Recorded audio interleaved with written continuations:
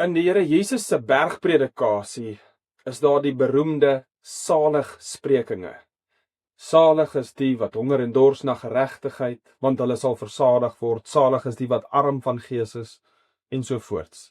Elke keer 'n saligspreking met 'n belofte daarbey. Maar weet julle, dis nie die enigste plek in die Bybel waar daar saligsprekinge is nie. Ons kry ook 'n saligspreking in Psalm 41, waaruit die preek komende Sondag kom.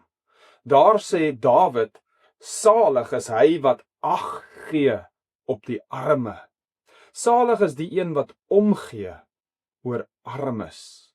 Met armes word nie noodwendig net bedoel finansiëel armes nie, maar ook geestelik armes en liggaamlik armes. Met ander woorde, die wat siek en krank is. Saam met hierdie saligspreking kom daar ook 'n lang rits beloftes in Psalm 41. En een van daai beloftes is 'n tweeledige belofte. Dit gaan oor siekes. Die eerste is, die Here ondersteun sy siek kinders as hulle krank is.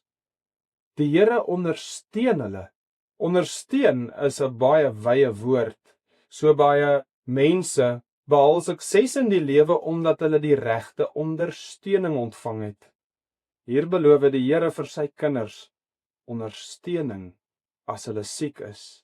Die tweede deel van die belofte sê, hy verander ons slaapplek as ons krank is.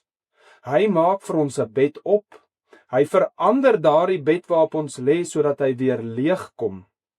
Leegkom het sy deur op te staan en in hierdie lewe weer gesondheid te herwin en die Here te dien of op te staan en by hom op te staan.